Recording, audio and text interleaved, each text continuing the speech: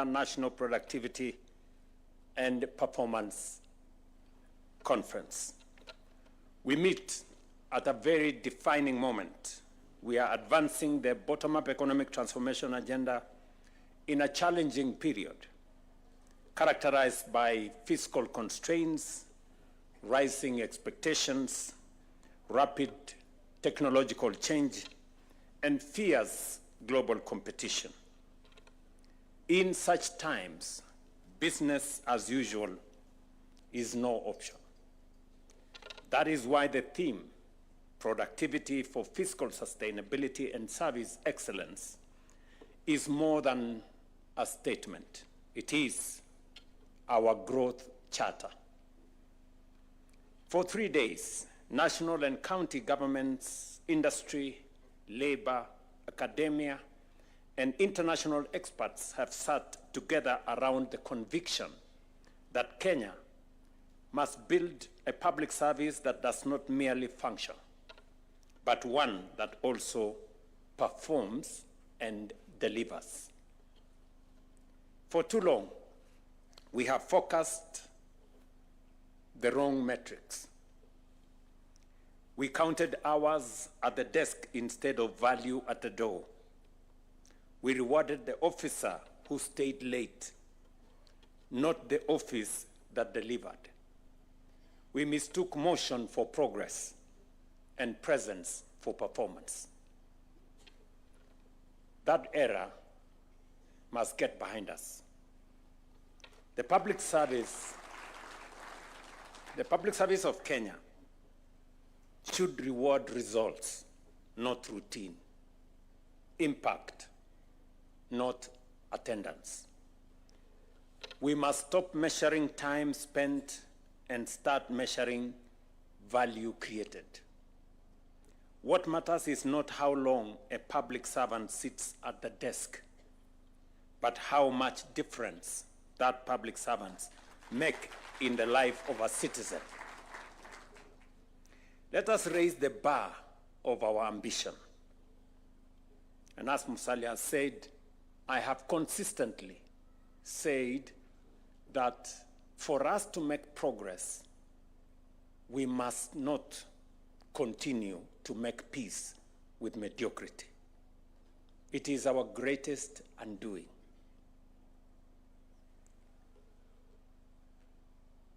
Let us measure ourselves against the very best in the world.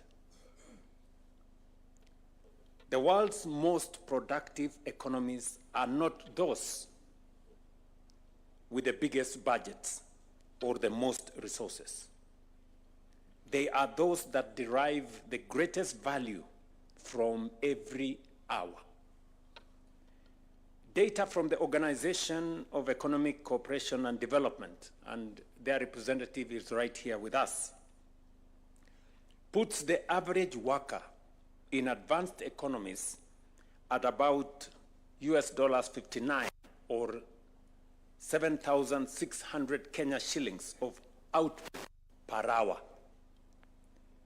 In Norway, for example, and I was there a few days ago, and in Ireland, it exceeds $100. That is 13,000 shillings per hour.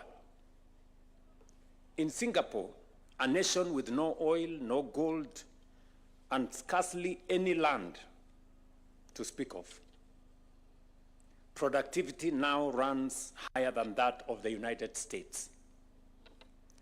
The lesson is simple. Prosperity is not what you possess. It is what you produce. I hope somebody is listening. And prosperity, history teaches us, can be built within a single generation. In the late 1950s, the nations of Africa and the nations of East Asia stood at a similar starting point. Ghana, then the richest country in sub-Saharan Africa, had an income nearly identical to a war-scarred South Korea. One lifetime later, Korea's output has grown tenfold. It transformed itself from one of the world's poorest and most aid-dependent nations into a donor nation, becoming the first country in history to move from aid recipient to aid donor in one generation. What separated them was not resources. Ghana, and indeed Africa, had more gold, cocoa, and fertile land. What separated them was human capital and productivity. Korea invested relentlessly in its people and converted that investment into value. I have been to Korea twice in my presidency, so I know what I'm talking about. And 2 days ago, I had a long chat with the president of Korea. The Korea story is not merely a lesson from history. It is a mirror held up to every developing nation, including ours. Across Africa, productivity grows at barely 1%, maybe at best 1.5% a year, while Asia grows at 3% to 4%.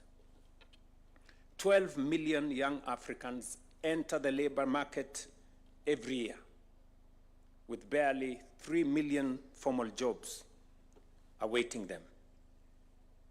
No continent can shoulder that weight on stagnant output. Africa will not be lifted by the abundance of its resources, and we have huge resources.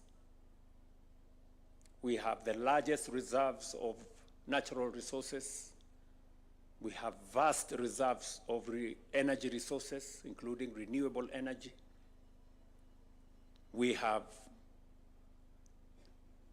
huge opportunities for value addition, value creation, but this continent of ours will be lifted by the productivity of its people. Nowhere is this challenge more urgent than here at home. A Kenyan worker's productivity today averages US dollars 7,750 or 1 million shillings a year, placing us at number 142 out of 189 nations. Think about that. Think about it for a moment. We rank in the bottom quarter globally in terms of productivity. The challenge becomes even clearer when we look within our own borders. A private sector worker produces more than 3 times what the public sector counterpart produces.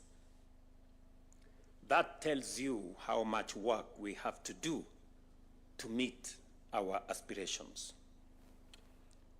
And for the record, I juggled with delegating my attendance of this meeting because I had so many competing interests for my time. But I said I will not delegate this one because I needed to come here. Because what we are discussing here is so consequential, so important to us as a nation, and we need to speak to one another candidly as a nation. And this is not an indictment on ourselves. Kenyans are among the most enterprising, ingenious, and hardworking people anywhere in the world. It is the problem of our systems. And the systems, unlike fate, are within our power to change. Yes.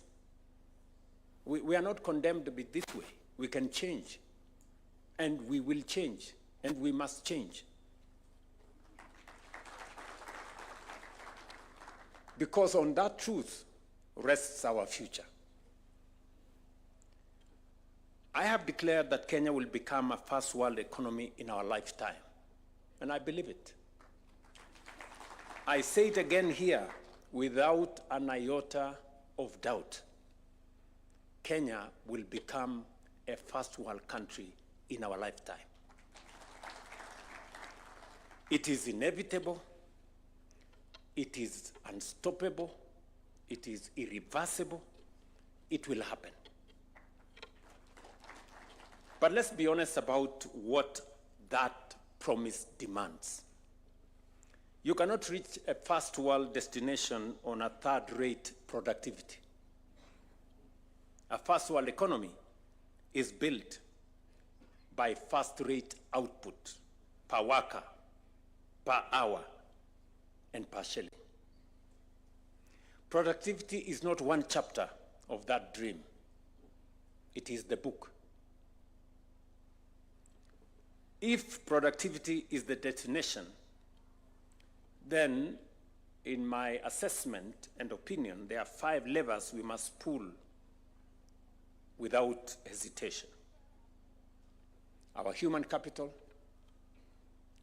centralized merit, onboard technology, bring our counties on board, and have a national, everybody involved mobilization. If our people are the source of our productivity, then our first investment must be in the people. The development of our human capital must be our first and most urgent priority. Korea's roadmap is ours. A nation rises no higher than the skill, the discipline, and the diligence of its workforce. And it is the reason why we have invested so heavily in our human capital in the last 3 years. When I asked the Presidential Working Party to look at our education, we were very clear that there were 4 gaps. We didn't have enough teachers. We didn't have enough classrooms. We had a faulty funding model, and we needed to do more research. I see the CEO of TSC is here. She will tell you we have hired 100,000 teachers in the last 3 years, the highest in Kenya's history. And it was not by accident, it was deliberate. We have increased our funding to education from 500 billion Kenya shillings 3 years ago. In this budget, it is 784 billion. Again, it is not by accident, it is deliberate. We have built 23,000 new classrooms, and we are now on course building 1,600 laboratories for our schools. We have increased the budget for our Higher Education Loans Board to enable more students stay in our colleges and in our universities, from 15 billion in 2022 to 56 billion this year. So, and I have recently started a new State Department, under the Prime Cabinet Secretary's office on research, innovation, science, because we need to develop the highest quality of human capital to power our development. This must be deliberate. And I wanted to say this in this gathering. We must have the best human capital. And then we must demand of that human capital productivity.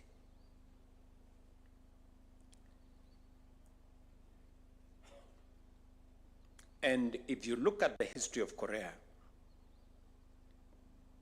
the investment in their education, and part of the reason why I traveled to Korea twice is because we are building with them the Kenya Advanced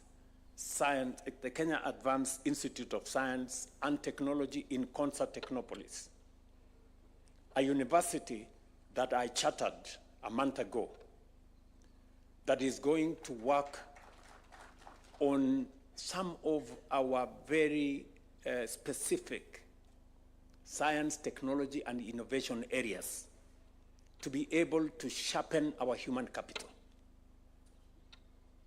We've done the same with Cari, and we are identifying some special universities that are going to work with us on specialized fields for us to make sure that we have the men and the women that have the intellectual capacity for our future. We must therefore focus not only on the quantity of education, but more importantly, on its quality. We must build a workforce equipped with the skills, knowledge, and adaptability required for the jobs of tomorrow. Equally important, those already in employment must have opportunities for continuous reskilling and upskilling to remain competitive in what is now, and we all know, a very rapidly changing environment. We must restore merit to the heart of public service. It is our expectation that all public service recruitment commissions to hire on merit, fairness, and transparency, so that only the most competent get the opportunity to serve. Promotion at work must be based on demonstrated results, never on mere longevity. Let advancement be the consequence of contribution. To entrench this culture across the public service, I tasked the Public Service Commission to ensure that the values enshrined in Article 10 and 232 of the Constitution become the living standard of every public office. We will reward performers and innovators, and we will sanction non-performers without apology. Technology will be our multiplier.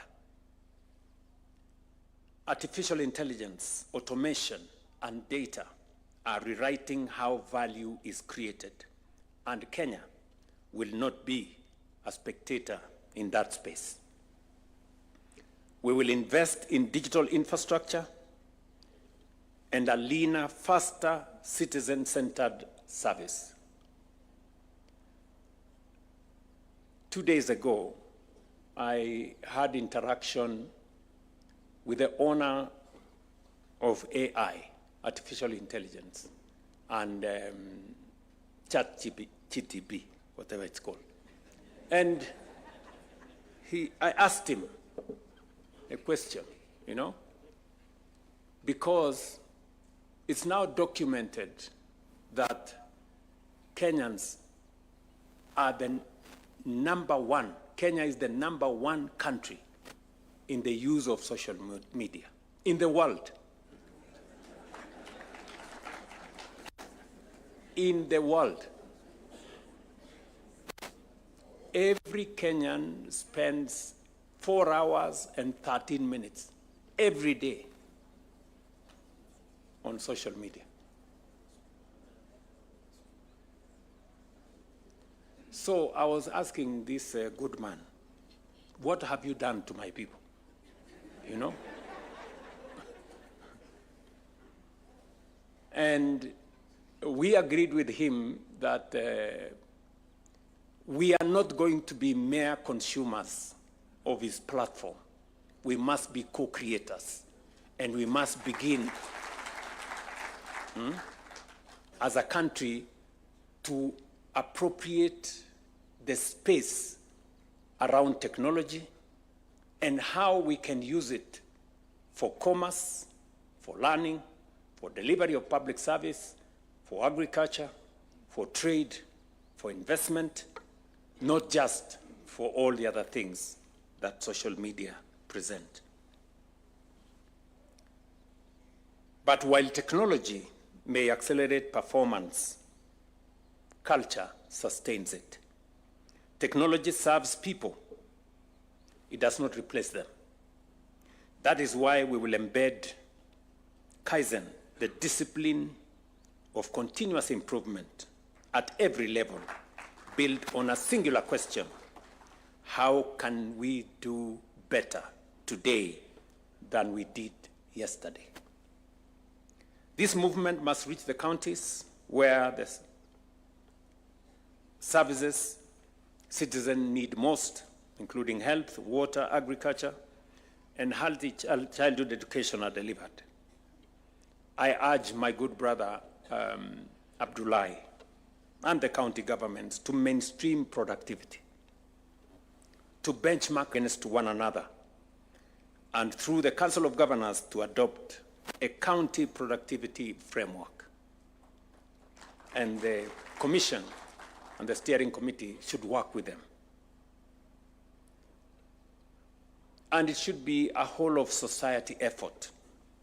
Just as Kenya once mobilized around universal education, infrastructure, and digital inclusion, we must now mobilize government, private sector, labor, and academia together around productivity.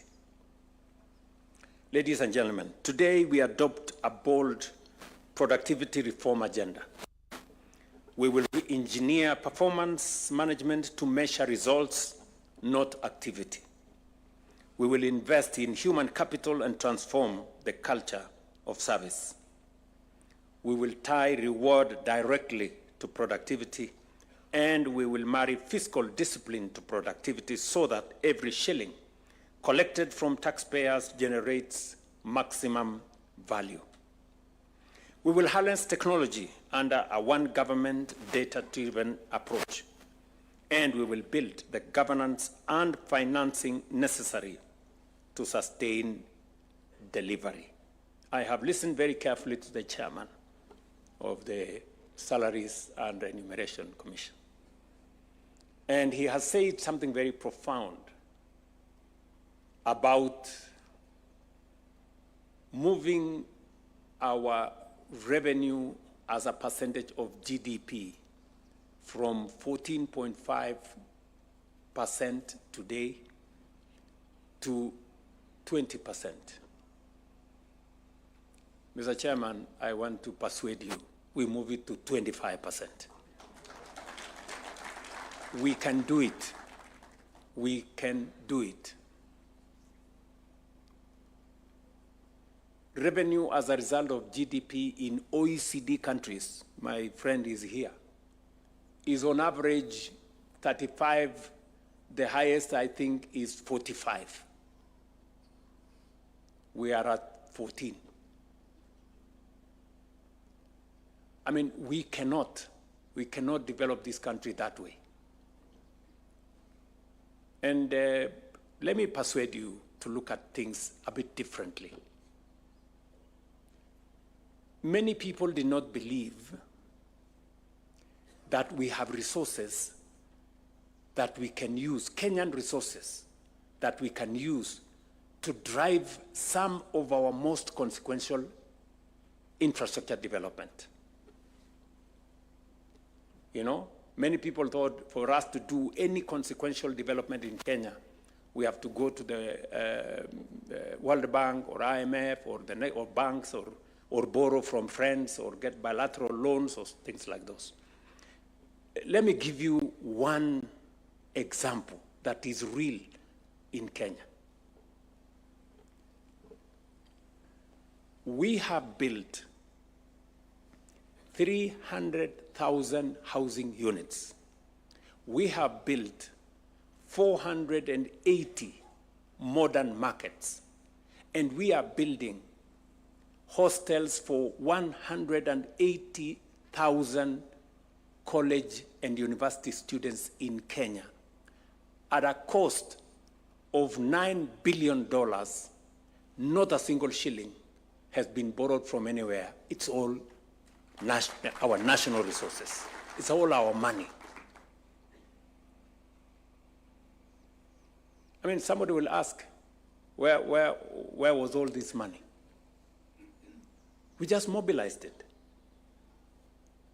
Us, the people working, you know, with just 1.5%, we have mobilized resources that is transforming Kenya in a very, very fundamental way. Check the skyline of Nairobi. Check the skyline of every city, Eldoret, Mombasa, Kisumu, Kakamega, Thika, wherever. The skyline is changing. Not because we got some windfall from somewhere, because we were deliberate and intentional. So it is possible for us to do this. We just need the courage to do it. You know, the courage to do it. And if there was anybody who was in doubt as to what Kenya can achieve in a very short while, that doubt should be erased. We can do it. So when I say it is possible for us to transform this nation from where we are to a first world country in a generation, it's not talk, it's reality. It is what we can do. Yeah, it's what we can do. And that is why, Mr. Chairman, I wish I had more time for this meeting. But I will create, I have already told you, I am giving you and the steering committee an appointment for Monday, 3:30, because all the recommendations you have read here, we must implement each and every one of them. And I have also some ideas on how we need to do this. I have some ideas. Yeah, because I've been thinking about them and how we move this country to the next level. Don't worry about all the other stories. I made up my mind a long time ago that we are going to change this country. It doesn't matter the consequences and all the other issues, because for far too long, we have made peace with mediocrity at the expense of our nation. There is absolutely no reason why Kenya is where we are today when our peers, Singapore, Korea, Malaysia, are in the first world. What the hell are we doing in being a third world country? Honestly, you know? And people want to make it, oh, it's okay, you know. It's not okay. It is not okay. We have too many people living in squalor. We have too many people who have no jobs. We have too many people who still sleep without a proper meal. We cannot continue this way. We have to change, and it is possible for us to do it. I want to persuade you that it is possible for us to change this nation. We have the resources to do it. We have the means to do it. We have the human capital to do it. And if what we have achieved in 3 years is anything to go by. We can achieve a lot more with the momentum we have built.